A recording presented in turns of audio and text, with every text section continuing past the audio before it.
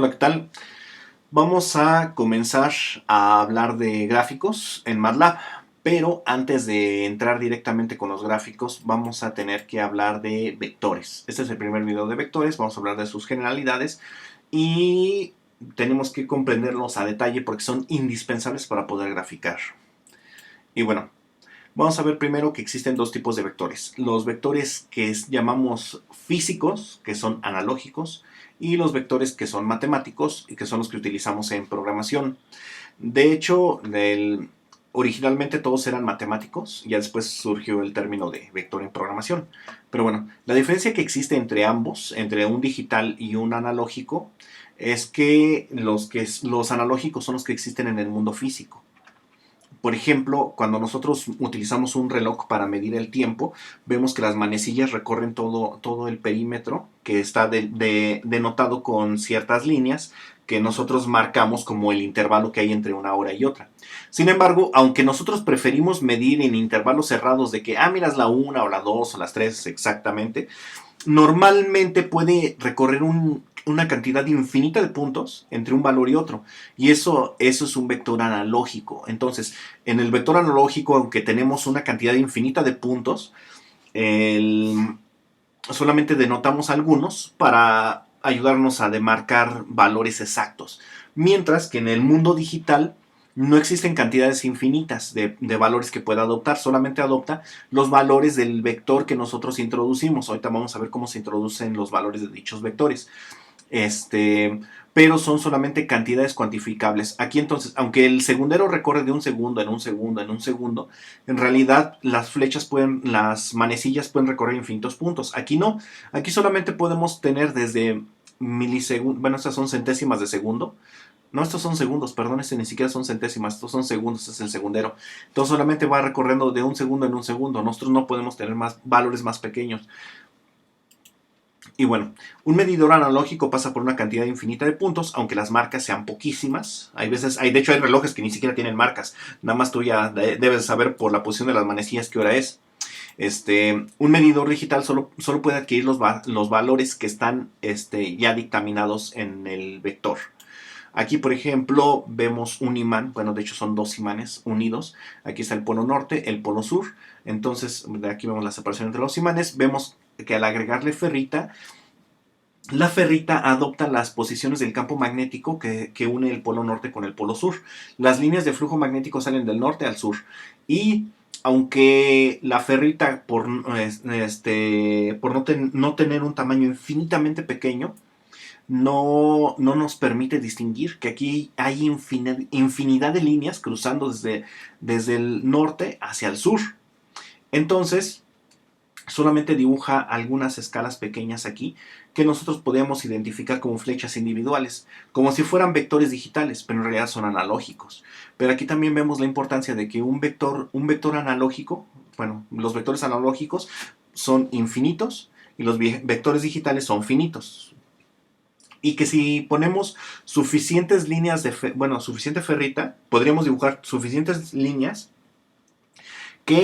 cada una de estas flechas sería un vector digital y podrían representar bien un vector analógico si tenemos todas suficientes flechas. Entonces, vamos a ver que entre más elementos tiene un vector digital, se parece más a un vector analógico. Bueno, como colorario, aquí vemos que en matemáticas se trabaja con derivadas, las cuales se simbolizan así: la derivada de x con respecto a la derivada y. La derivada de la función y con respecto a la derivada de la variable x. En programación las asociaciones se pueden hacer de manera muy similar, pero aquí se trabaja más con incrementos, no con la derivada. La derivada es cuando el incremento tiende a cero, y aquí nosotros no podemos hacer un incremento que tienda a cero. Por ejemplo, la velocidad es una derivada, es una derivada de la posición con respecto al tiempo, la cual se calcula de esta manera, donde x es la distancia que recorre un objeto y t es el tiempo que transcurre en dicho recorrido. Entonces vamos a hacer un ejemplo: determinar la velocidad de un ciclista que recorre 1200 metros en 2 minutos. Entonces dividimos 1200 entre 120 segundos, que son los 2 minutos, y esto nos da 10 metros sobre segundo o 36 kilómetros por hora. Y entonces aquí lo hicimos con derivadas, porque el 1200 va siendo la derivada de la posición y los 2 minutos es la derivada del tiempo.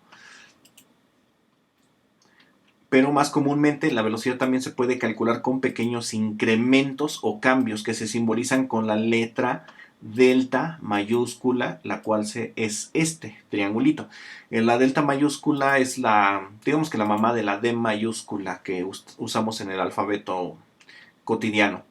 Y bueno, entonces, la velocidad también la podemos expresar así. El incremento de la posición entre el incremento del tiempo, donde x es la posición final menos la posición inicial y eso va siendo el incremento. Lo calculamos así. El delta x es la posición final menos la posición inicial. Y este va siendo el incremento, el lapso que brinca, el intervalo, y delta t es el tiempo final menos el tiempo inicial y se calcula con una fórmula similar, final menos inicial. Y el delta entonces nos indica que esto es el recorrido que se hace digamos que de un intervalo a otro. Entonces, la diferencia de este intervalo es que yo puedo tomar una pequeña sección de todo el recorrido y al hacer esta división me debe de dar exactamente lo mismo que con la fórmula de la velocidad, que era todo el recorrido. Vamos a hacer un ejemplo. Un automóvil sale del kilómetro 18 a las 10 de la mañana, 10 y media, y llega al kilómetro 90 a las 11:45. Y la pregunta es qué velocidad lleva. Para ello vamos a hacerlo entonces ahora con incrementos.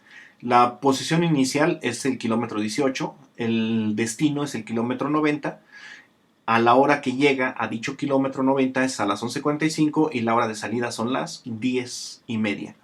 Entonces, al calcular el intervalo de crecimiento de la distancia que fue desde el 18 hasta el 90, nos da que el recorrido fue de 72 kilómetros y el tiempo lo calculamos de manera similar, 11:45 menos 10 y media son 1.25 horas. Y bueno, entonces, si calculamos la velocidad con esta fórmula, entre este delta, nos da que recorrió ese tramo a una velocidad de 57.6 kilómetros por hora, dividiendo el 72 entre el 1.25. Y si nosotros tuviéramos puntos intermedios, podríamos calcular exactamente la misma velocidad, sin necesidad de recurrir a todo el recorrido, sino solamente a puntos intermedios, siempre y cuando esto sea lineal. Y bueno, en el ejemplo anterior, para calcular la velocidad se tuvieron que construir vectores. Los vectores, que también podemos denominar con una parte importante de ellos que es delta o incrementos, necesitan tener un inicio y un fin. Y en programación es indispensable esto, que tengan un inicio y un fin. Y el incremento, de hecho son los tres componentes de los vectores, inicio, fin e incremento. Bueno, entonces vamos a ver la diferencia entre vectores físicos y analógicos una vez más. Un vector físico es continuo, un vector analógico solamente se da a sesgos, a pasitos, a brincos, a intervalos de crecimiento. Los vectores matemáticos, más bien los vectores en programación surgieron como parte de los vectores matemáticos, ya que los vectores en matemáticas cuando se empezaron a escribir de manera numérica se escribían únicamente números, no se podían escribir cantidades infinitas, sino solamente en números. Entonces, aquí nosotros vemos que los deltas lo podemos construir la posición final menos la posición inicial y que esto pasa por una cantidad infinita de valores, mientras que en programación solo toma valores discretos o puntuales. Entonces, también aquí otra cosa importante. Aquí estoy denotándolo con corchetes. En programación los vectores se representan con corchetes. También en matemáticas algunos usan corchetes, otros utilizan los símbolos de mayor y menor para denotar inicio y final del vector. Usan aquí el menor y aquí el mayor para indicar que ha terminado o iniciado el vector. A mí me gustan más los corchetes. De hecho, en programación es lo que vamos a usar corchetes, no los símbolos de mayor o menor. El primer elemento es el donde inicia dicho vector y va pegado al corchete de apertura. Para poner los corchetes, se me olvidaba. Para los corchetes se oprime esta tecla, el Alt-GR, y aquí está el corchete de apertura, está al lado de la P. En la mayoría de los teclados, no en todos. Y bueno, también para cerrar es ALGR, este es el ALGR, con este otro corchete que aquí es el de cierre. Y bueno, entonces después del elemento de apertura sigue el X1, el X2, el X3, así hasta que llegamos al final del vector, o casi al final del vector, que termina en el elemento X subíndice n. Antes de que termine el vector, este va a ser X subíndice n-1, y uno antes va a ser n-2, n-3, así hasta que regresamos a un número contado. Ahora, podemos instaurar vectores, o más bien dicho, ingresar vectores con fórmulas. Cuando lo hacemos con fórmulas, normalmente recurrimos a que x1, que es este elemento que tenemos aquí, es igual al x0 más un intervalo de crecimiento o el brinco que va a dar la rana. Entonces, el x0 lo podemos poner en el inicio del vector y aquí sería x subíndice 1. Y aquí sería x subíndice 2, x subíndice 3 y así, y cada uno de ellos dista del punto anterior una cantidad contabilizada que llamamos delta x, que es el intervalo de crecimiento, así hasta que llegamos hasta el vector xn, x subíndice n, que es, digamos, donde termina el vector, y conserva con nosotros exactamente la misma distribución, la misma distancia, un delta x que lo separa de los demás. Entonces, tenemos un vector digital, el primer elemento se representa como x subíndice 0, el que sigue es x subíndice 1, x subíndice 2, x subíndice 3, así sucesivamente, hasta que casi termina y es x subíndice n-1 y este va siendo x subíndice n. Y todos los elementos que tenga dicho vector se van a poner entre corchetes. Los puntos intermedios se llaman iteraciones. Al total de los elementos se les contabiliza como n y la distancia que separa cada iteración es delta x. Entonces, nosotros podemos contabilizar los deltas restando el x0, x subíndice 0 menos x subíndice 1 o el x subíndice 2 menos x subíndice 0. La separación entre cada uno de estos intervalos es la misma y es delta x. A un mayor número de iteraciones, más parecido es un vector matemático a un vector físico, o mejor dicho, un vector digital a un vector analógico. Entonces ahí tenemos un vector con un número finito de iteraciones.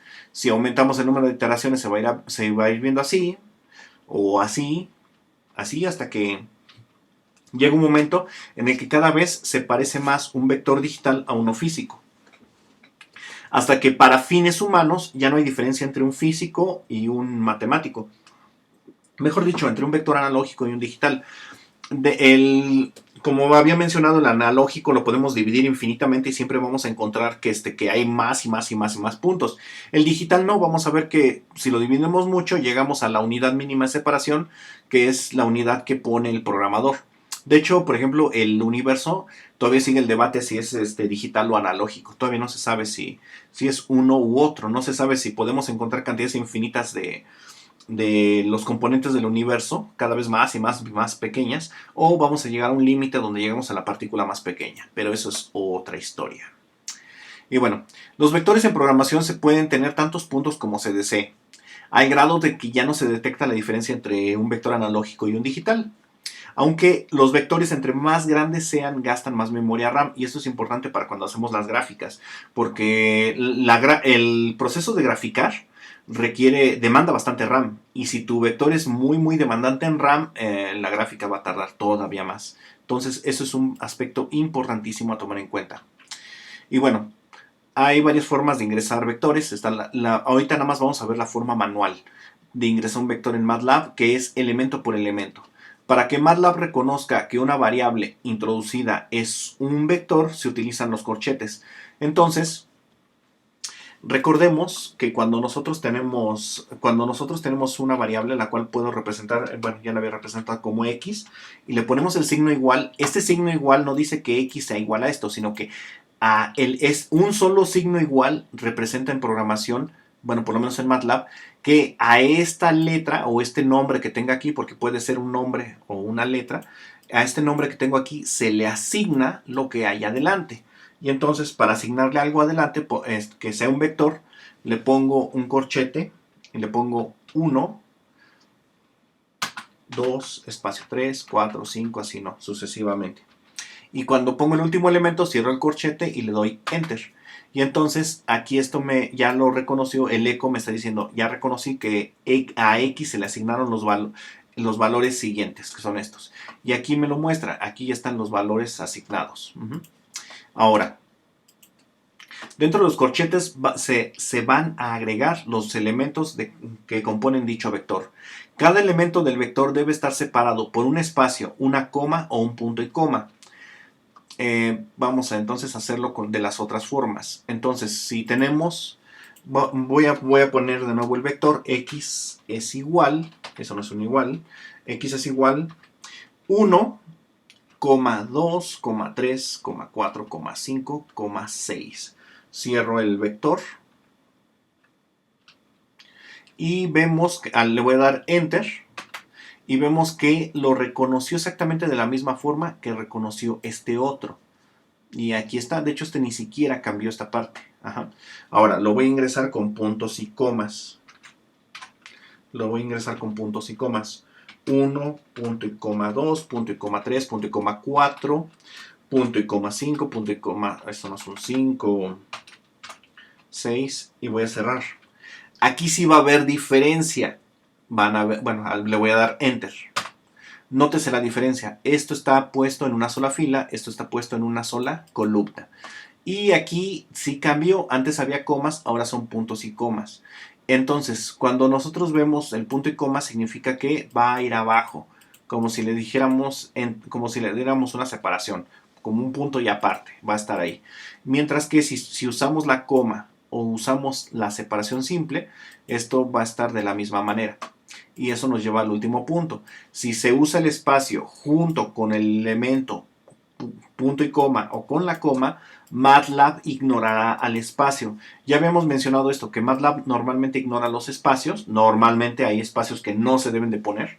Pero aquí en este caso, si se pone entonces el espacio con una coma, simplemente el espacio es ignorado. Y de hecho lo vamos a ver vamos a verlo de nuevo. Entonces, voy a cambiar ahora a la forma original que tenía. Digo que x es igual 1, espacio 2, espacio 3, espacio 4, espacio 5, espacio 6. Y vamos a ver nada más aquí cómo cambia punto y coma y vuelve a aparecer esto exactamente igual. Por eso digo que me faltó ponerle x es igual a eso. Sorry. Ahí está. Y entonces vemos que esto es exactamente identificado como esto. Cuando tenía cuando tenía únicamente las comas, salió exactamente igual que cuando pongo coma y luego un espacio.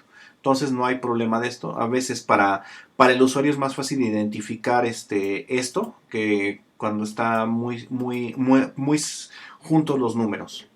Pero bueno, vamos a continuar. Esto mismo lo podemos usar en Octa.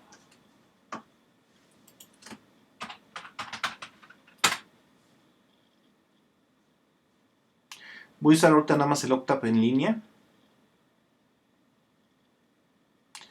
Y vamos a ingresar los vectores. X es igual, corchete 1, 2, 3, 4, 5, 6, 7, 8, 9. Eso no es un 8. Cierro corchete, Enter. Y aquí vemos que lo reconoce exactamente igual. Y puedo hacer lo mismo. X es igual 1, eso no es una coma, 1, 2, 3, 4, 5, 6, 7, 8, 9. Y lo reconoce exactamente igual. De hecho, pero ya si uso el punto y coma, x es igual, x igual, corchete 1, punto y coma 2, punto y coma 3, punto y coma 4, punto y coma 5, así sucesivamente. Estos los va a poner en una columna en vez de una fila. Ahí está. Vamos a ver más adelante la importancia entre fila y columna y todo esto, pero ahorita nada más lo dejamos así. Que esta es la forma manual. Tú pones el nombre de una variable, le pones el igual, abres corchete, pones todos los números que te interesen que formen dicho vector, cierras corchete, le das enter y así es como introduces un vector en Octave y en MATLAB. En Excel, en Excel nosotros no asignamos, valores a variables, simplemente ponemos todo esto, todos estos son vectores y podemos tomar el vector fila o podemos tomar un vector columna. Y en Excel pues es más común para el ser humano porque es más habitual a las listas tomar los vectores en columnas. Entonces podríamos tomar aquí, entonces decimos X va a ser 1, 2, 3, 4, 5, 6, 7, 8, 9. 7, 8, 9. Y entonces así es como ya está introducido este vector. Y ya nada más le puedo asignar aquí otro vector, el vector Y. Y este es 0, 9, 8, 7, 6, 5, 4, 3, 2. Y así sucesivamente. Y así puse dos vectores aquí.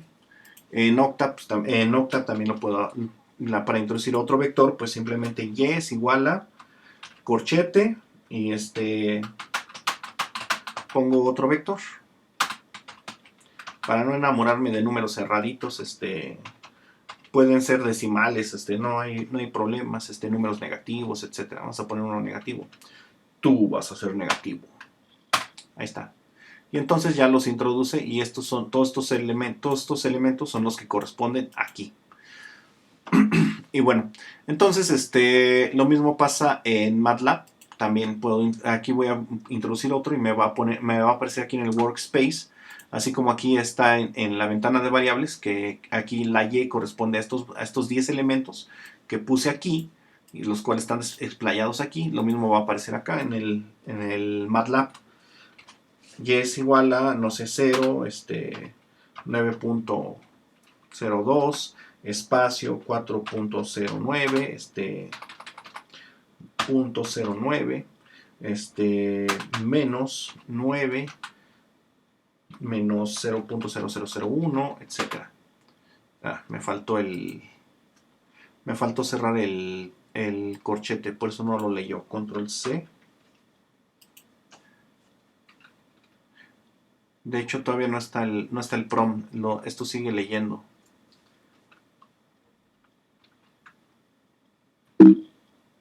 Sí, ya me escribió que había un error en la sintaxis. Control B. Y ahí está, ya lo reconoció. Nada más que recordemos que nada más muestra, después del punto decimal nada más muestra 4 dígitos. Estos 4 dígitos, el 1 ya no lo mostró, pero ahí está el valor. Y entonces es así como podemos introducir los valores en Octave y en MATLAB. Ahora sí, vamos a volver a las formas en las que se leen los vectores. Primero se leen las filas y luego se leen las columnas. Los vectores tienen dimensiones m por n o p por q. De hecho, cuando son dos vectores, el primero se dice que es m por n y el segundo se dice que es p por q. Entonces tenemos ese vector que es un vector fila. Entonces se dice que es un vector 1 por 3 o de orden 1,3, de esa manera. Si tenemos otro vector que es este otro, ese vector es 4 por 1. ¿Por qué este es 1 por 3? Porque es una sola fila, ese es el 1, y tenemos 3 elementos en esa fila. Y este otro elemento es 4 por 1 porque tenemos 4 filas y solamente hay un elemento en cada fila. Y esto es un vector de orden 4 por 1. Entonces, los vectores fila son 1 por n y los vectores columna son n por 1. Pero eso lo vamos a ir viendo más a detalle más adelante. Aquí hay un ejemplo de cómo ingresar vectores. Ya vimos cómo ingresar los vectores manualmente. Tienes que escribir la variable, abres corchete, escribes los valores, cierras corchete y ya. Y algunos comandos para conocer vectores para terminar este video. Está el comando length, el cual nos indica cuántos elementos tiene la dimensión más amplia del vector, ya sea fila o columna. Vamos a verlo. Entonces, aquí tenemos el vector X, que tiene 6 elementos. Entonces, cuando nosotros le pongamos aquí el comando length, vamos a escribirlo. ponemos el nombre del vector que queremos conocer, que en este caso es X, le damos Enter y me dice que tiene 6 elementos. Si uso exactamente lo mismo, para Y, me va a decir que este tiene 5 elementos, bueno, en este caso. Y es el mismo comando para Octave.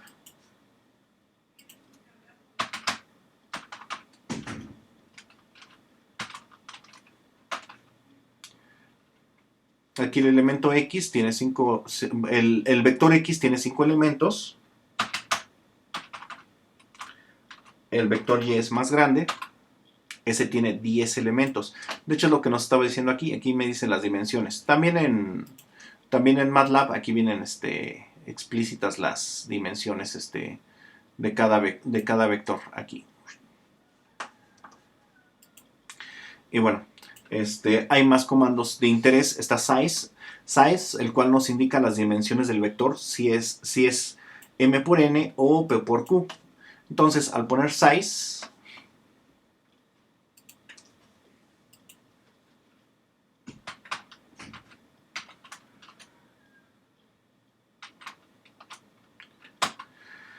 me dice que es un vector 1 por 6. Recordemos que aquí el 1 indica que es una fila y que tiene 6 columnas, que es lo que me está diciendo ahí. Size. Este es 1 por 5. Aquí no tengo ningún vector columna. Aquí sí.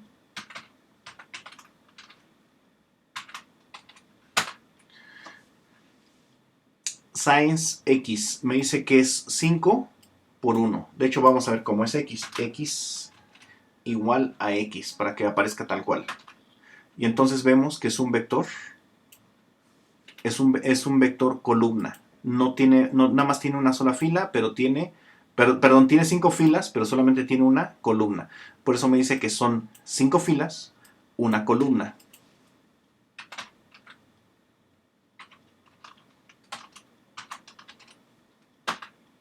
Sin embargo, Y tiene solamente una fila y tiene 10 columnas, que bueno, vamos a ponerlo. Y es igual a Y. Y entonces vemos que este es el primer elemento, el segundo elemento. Entonces, este está en la primera columna, segunda columna, tercera columna, cuarta columna, quinta columna, así hasta la 10ª columna. Y eso es lo que me estaba diciendo aquí, que tiene 10 columnas, pero todos están en una sola fila. Recordemos que, de hecho aquí me lo dice aquí, que es de la columna 1 a la columna 6, de la columna 7 a la columna 10, porque no lo puede mostrar, no lo puede mostrar de corrido. Y bueno, entonces ese es el vector size. X, subíndice X, XN, esto nos indica el valor exacto del elemento que queremos conocer. También se puede usar para cambiar dicho valor o dicho elemento. Vamos a verlo. Entonces, por ejemplo, X igual con X. Esto es mi vector X. Ahora, si yo le pido X y le pido que me muestre el tercer elemento, el tercer elemento es un 3, entonces esto me va a decir que es 3. Ahí está. Pero yo puedo hacer también que cambie ese 3 por otro valor. X, subíndice 3, y quiero que ahora lo cambies a menos 0, no, un número entero, menos 5, menos 10. Y ahora este vector que era X cambió a esto. Y la única diferencia es que este es el que nosotros le ordenamos que cambiara.